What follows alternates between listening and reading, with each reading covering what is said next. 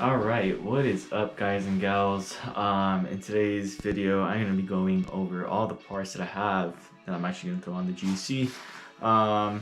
Pretty much the whole reason why I'm even tearing the car down apart currently. I'm just going to show everything. As y'all can see, it's a lot of parts. It's a lot of parts I'm throwing on there. So I'm going to go ahead and go over just everything and why I am doing all the parts I'm doing on the car, and pretty much just go from there. If you guys are trying to make a good amount of power, Subarus do require a lot of fuel. Typically, if you want to make over like 550, 600 wheel, 1700 cc injectors and probably a little bit more is probably what you're going to need to reach those numbers, especially if you're trying to go 85. Thousands or 1300s. If you're at altitude like me in Colorado, maybe 400 wheel off of thousands. If you're trying to go for more than that, maybe like 450. 500, if that. It's a very, very slim chance that you hit 500. 1300s. I mean, that's what I had in my car, and yeah, I mean, the injector duty cycle isn't really what I wanted or what I wanted to see there, so I went bigger. If you guys are trying to make quite a bit of power, pretty much more than 500, 600, your fuel setup is going to have to be pretty stout, and obviously you need a good engine to support that. Heads, I mean, it's not really necessary to do heads, but it's always a good idea to do them. And a good transmission setup, a good 6-speed with a nice clutch in there to support the power, and just going from there.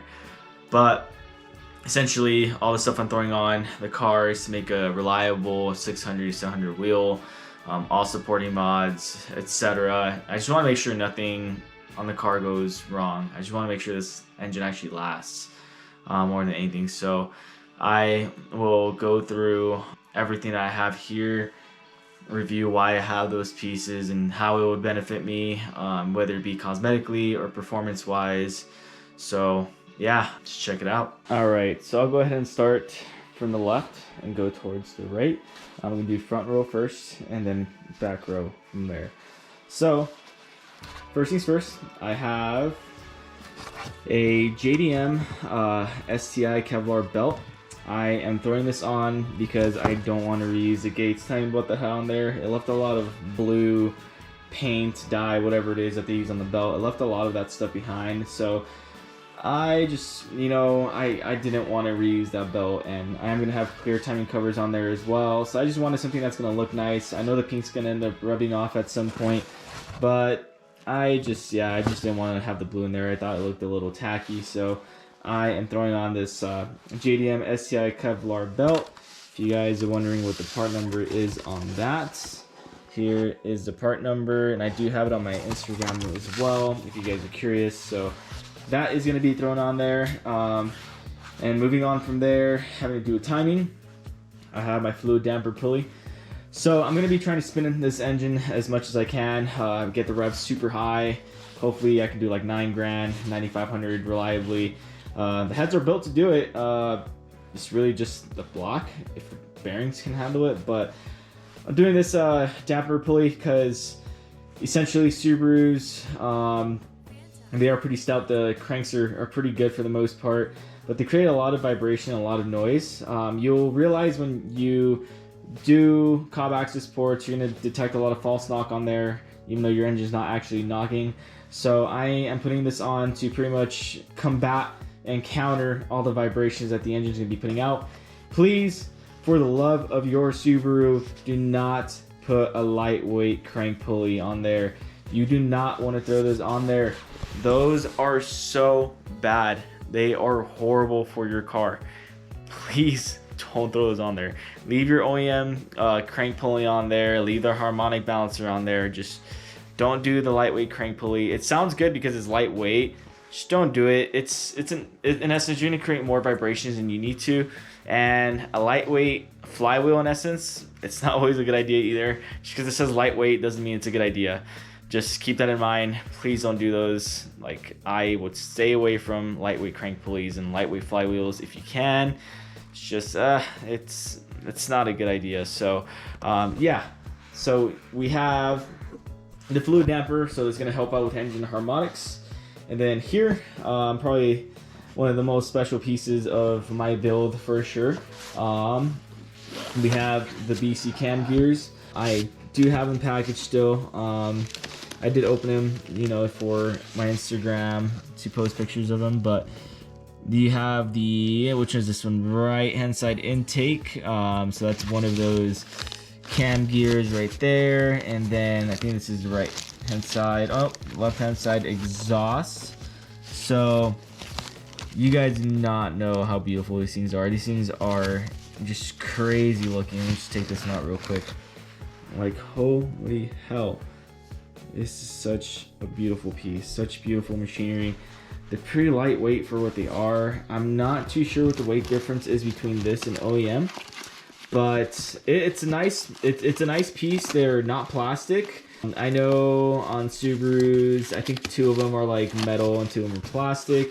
These are all billet aluminum, so that's going to be really nice to have.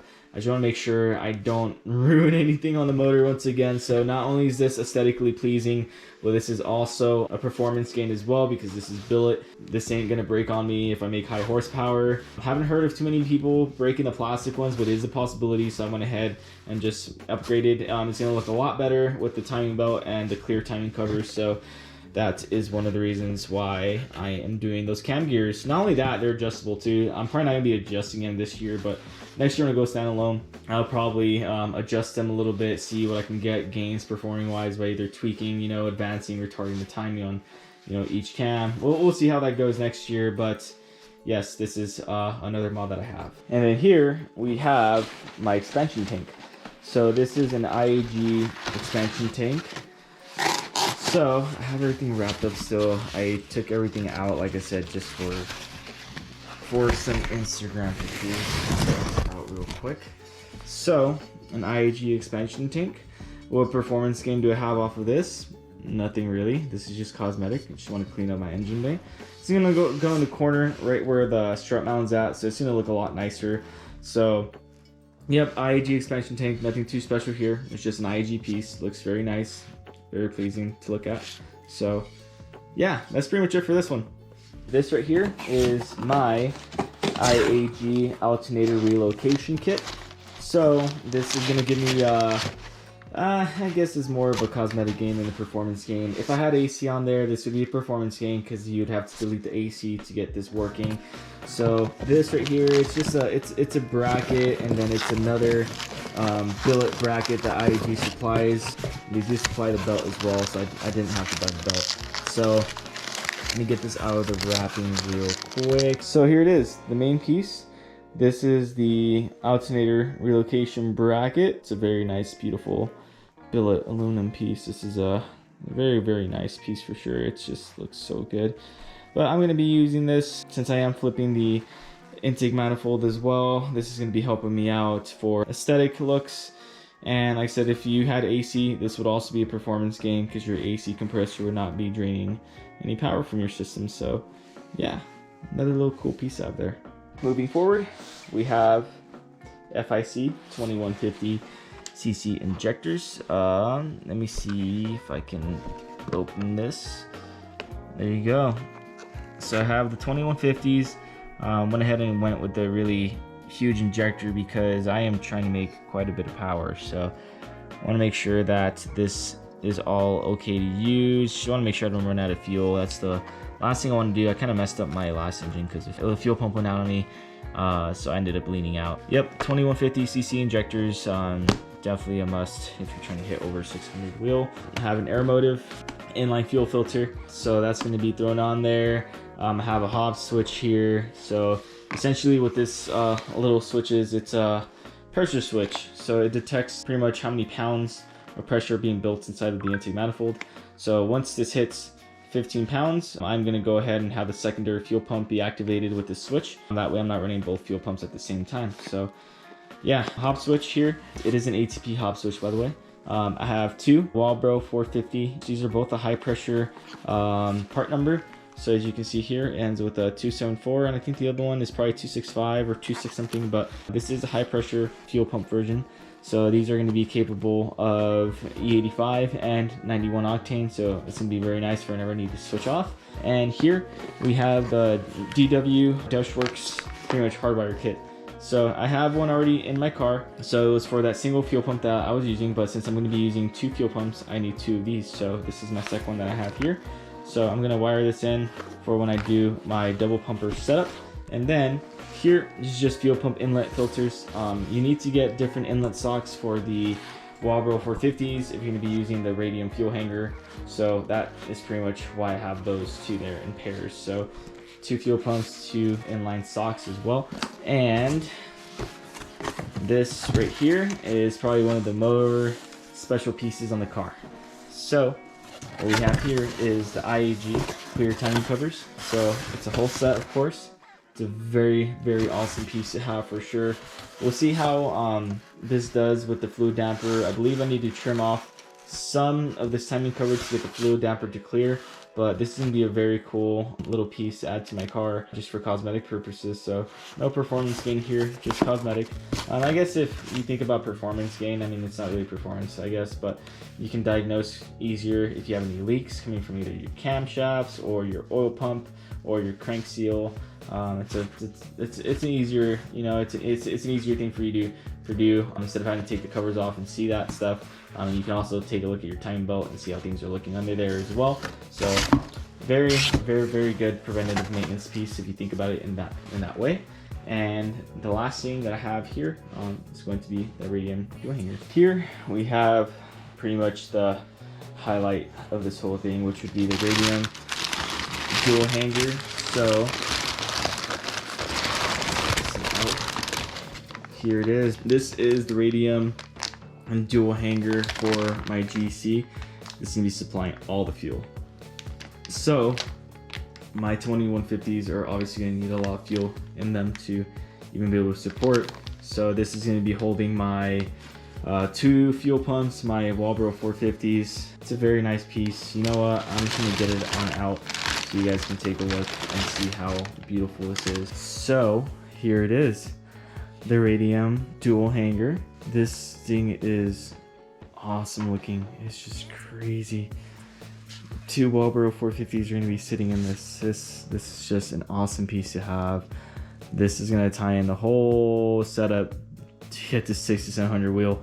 So this is the Radium dual hanger. Essentially, you need fuel. 1 450 might not be enough, so I'm doing 2 450s because I want to make sure I don't run out of fuel. Like I said, one pump is going to be running all the time, and then the second pump is going to be activated with the hop switch. Once it hits 15 pounds of boost, it'll just kick on the other fuel pump. I will show you guys how to wire this thing in. I'm actually not even too sure myself on how to wire it in, so I'm actually watching Fritzy Frenzy's video on how to get this done because I'm still not too familiar with these. So I'm gonna watch his video. I would definitely check him out if I were you.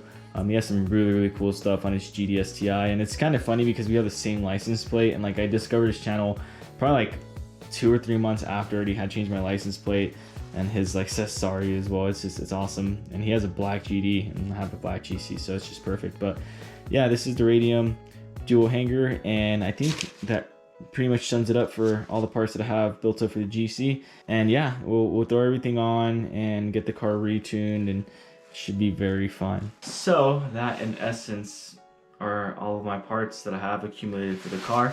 It might not seem like much, but that's definitely a lot of money invested for sure. I know that saving money and balling on a budget is one of those things that a lot of people like to do.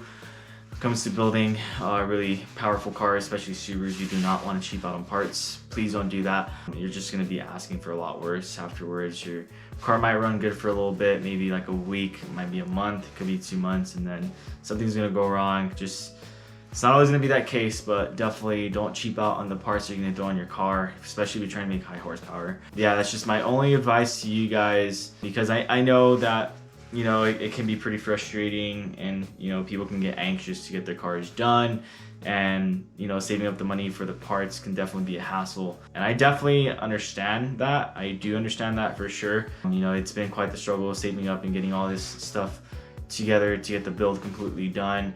It's just, most of my money I've been investing in the actual parts, so rather than investing in anything else. So that's where most of my money has been going towards lately. So I definitely understand, you know, if you're trying to build your car and you have to buy all these parts and it's super expensive, because there's a lot of money for sure. You know, that was just thrown into the whole, you know, setup for the teardown. So I understand, but definitely save up the money to get quality parts. It's worth it in the end for sure. And the last thing you want to do, like I said, is cheap out and have something mess up on you.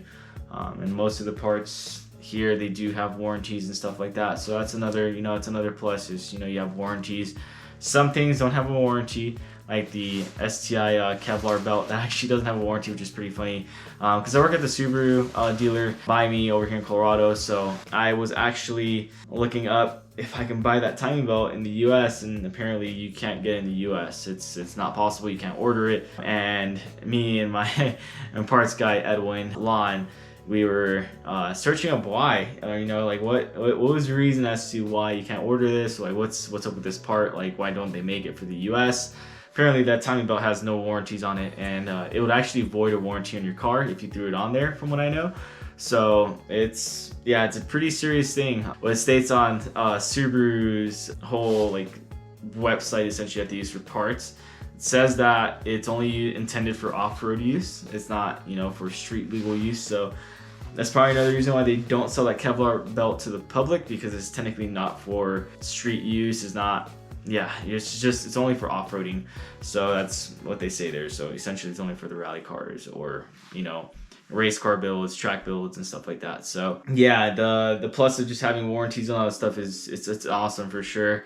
And you want to make sure that you know what you're doing, install everything right, torque everything to spec.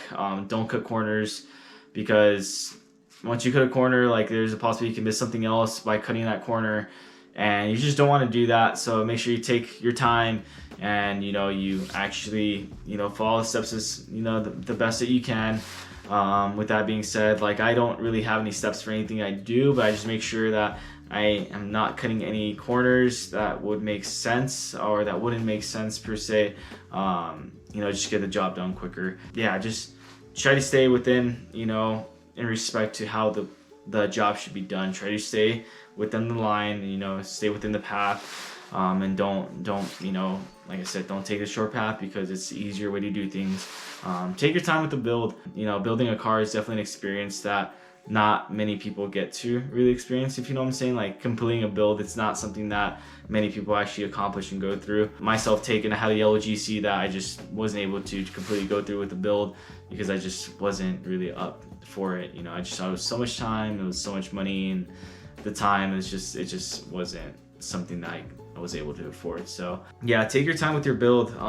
It's one of those things, like I said, that you really don't want to cheap out on, and you definitely, you know, don't want to, you know, rush things. And you know, that's how you get strip bolts, that's how you get stuff coming loose later on because you forget to tighten something. So just take your time. Building a car, it's an awesome thing. Like it's pretty cool to build your own car, and then, you know, seeing that thing run. Especially with me, like I think it took me like a year and a half or so, maybe. Yeah, I think it was like a year and a half to gather everything up and then get the car pretty much to where it is now. And it's awesome. It's, you know, just building the car has been such a great experience. Even if it hasn't been the greatest, you know, I messed up an engine because my fuel pump failed on me. It's still been a pretty cool experience to go through, and especially, you know, having the car of your dreams, which mine is, it's the GC, oddly enough. It just makes that experience just so much more surreal, so much more euphoric. So yeah, it's just building that car has been amazing. You know, after getting it from a respray and, you know, paint body work, like that was just, yeah, that was probably the highest point in my life with that car. Just seeing it, you know, looking like showroom condition, and, you know, like Andrew, props to you, man. Shout out as well. Like you did a great job with the car. You know, there's still things he needs to fix, but overall he did a solid job. And yeah, just take your time, save up, budget correctly for what you need to get done. If you need to shop used parts, you know, do it responsibly.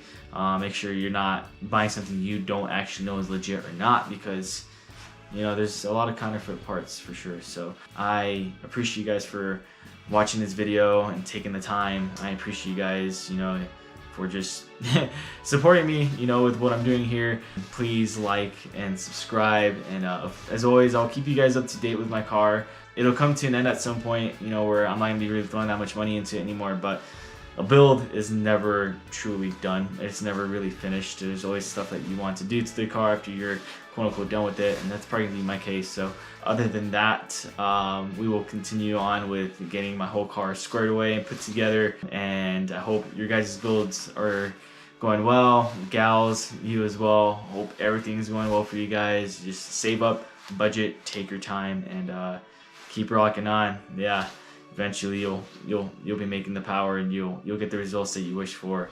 And even if they're not, you know, exactly where you want them to be, you know what exactly you're gonna have to do to get to those results. So yeah, I appreciate you guys, and I'll catch you guys on the next one. Peace.